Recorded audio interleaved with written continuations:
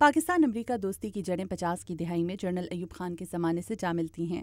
80 کی دہائی میں سوویت یونین کے خلاف افغانستان کی جنگ میں جنرل ضیاء الحق نے امریکہ کا ساتھ دے کر اس پودے کی آبیاری کی۔ پھر 2001 آیا اور جنرل مشرف نے افغانستان میں امریکہ کے اعلان جنگ پر امریکہ کا اتحادی بننے کا فیصلہ کیا، مگر پاکستان میں امریکہ کے سابق سفیر بل مائلم کے مطابق دونوں ممالک میں دوستی کی بجائے مفادات کو زیادہ اہمیت حاصل رہی۔ I think Pakistan-American relations have always been somewhat rocky. میرے نزدیک پاکستان اور امریکہ کے تعلقات ہمیشہ مشکلات کا شکار رہے۔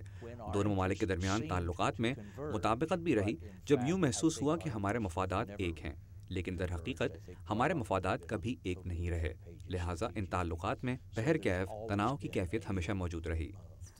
گزشتہ 2 برسوں سے پاکستان اور امریکہ کے درمیان اسٹریٹجک ڈائیلاگ کی اہمیت پر زور دیا گیا، بلکہ دونوں ممالک کی سفارتی کاوشوں کو اسٹریٹجک تعلقات کے تناظر میں خوشی کی نوید کے طور پر لیا گیا، لیکن ان تعلقات میں گاہے بگاہے کشیدگی کسی سے پوشیدہ نہیں۔ امریکہ کی جانب سے گزشتہ 2-3 برسوں سے پاکستان کے علاقوں پر ڈرون حملوں کو پاکستانی عوام قومی حمیت پر ایک سوال کی صورت دیکھتی ہے، جبکہ پاکستان میں CIA کے کانٹریکٹر ریمنڈ ڈیوس کی رہائی نے بلا شبہ پاکستانی عوام میں امریکی مخالف جذبات ابھارے۔ میرے نزدیک اسٹریٹجک ڈائیلاگز کا مقصد ایک دوسرے کے حالات و واقعات اور مقاصد کو زیادہ بہتر انداز میں جاننا ہے تاکہ ایک دوسرے کے قریب آیا جا سکے اور مشترکہ مقاصد کا تعین کیا جا سکے، لیکن ایسا معلوم نہیں ہوتا۔ ریمنڈ ڈیوس کیس اس بات کا ثبوت ہے کہ ہم ایسا کرنے میں ناکام رہے ہیں۔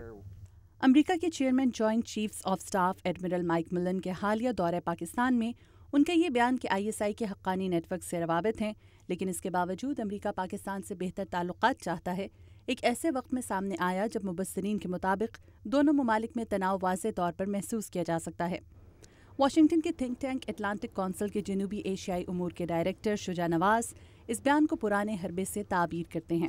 میرے نزدیک یہ ایک پرانا پیٹرن ہے کہ اہم ملاقات سے پہلے ہمیشہ کوئی نہ کوئی امریکن نمائندہ کوئی ایسی بات کرتا ہے جس سے پاکستان پہ ذرا پریشر پڑتا ہے۔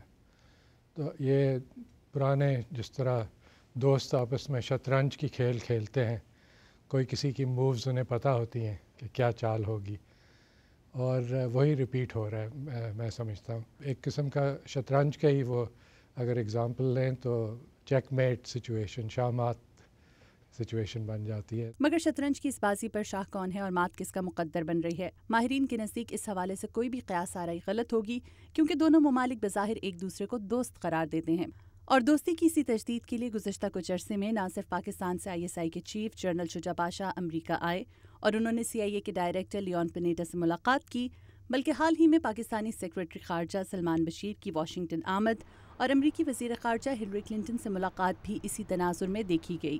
گو کہ پاکستان اور امریکہ کے تعلقات کی کہانی 60 برسوں پر محیط ہے، لیکن ان تعلقات میں گاہے بگاہے نشیب و فراز دیکھنے کو ملتے رہے ہیں۔ ماہرین کا کہنا یہ ہے کہ موجودہ صورتحال میں دیکھنا یہ ہے کہ دونوں ممالک تناؤ کی اس کیفیت سے نکلنے کے لیے کیا صورت اختیار کریں گے۔ مدیحہ انور، اردو VOA، واشنگٹن۔